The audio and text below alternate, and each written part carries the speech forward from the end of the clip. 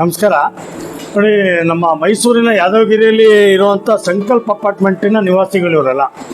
ನಮ್ಮ ರವಿ ಬಳಗೆ ಸರ್ ಮುಂಚೆ ಬಂದಿದ್ದರು. ಅವರು ಎಲ್ಲ ಅವ್ರನ್ನ ಒಂದ್ಸಲಿ ಬನ್ನಿ ಪಿಂಜರಾಪುರನ ಭೇಟಿ ಮಾಡಿ ನೋಡಿ ಅಂತ ಅಂದ್ಬಿಟ್ಟು ರವಿ ಬಳಗೆ ಸರ್ ಅವರು ಎಲ್ಲರನ್ನೂ ಈ ಅಪಾರ್ಟ್ಮೆಂಟಿನ ನಿವಾಸಿಗಳನ್ನ ಇಲ್ಲಿ ಕರ್ಕೊಂಬಂದಿದ್ದಾರೆ.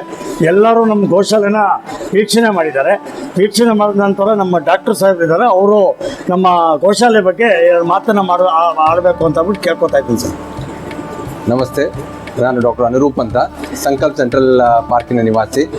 ಅದೇ ಇದು ಪಿಂಜರಾಪುರ ಬಗ್ಗೆ ತುಂಬ ಕೇಳಿದ್ದೆ. ಇದೊಂಥರ ಹಿಸ್ಟಾರಿಕಲ್ ಲ್ಯಾಂಡ್ ಮಾರ್ಕ್ ಥರ ಇದು ಅಂತ ಕೇಳಿದ್ದೆ, ಬಟ್ ಬರೋಕ್ಕೆ ಅವಕಾಶ ಸಿಕ್ಕಿರಲಿಲ್ಲ. ಇದನ್ನ ನೋಡಿ ಇದನ್ನೆಲ್ಲ ಇವರು ಎಕ್ಸ್ಪ್ಲೈನ್ ಮಾಡೋದೆಲ್ಲ ಇದು ಕೇಳಿ ಇಲ್ಲಿರೋ ನಡೀತಾ ಇರೋ ಸೇವೆ ನೋಡಿ ತುಂಬ ಸಂತೋಷ ಆಗಿದೆ.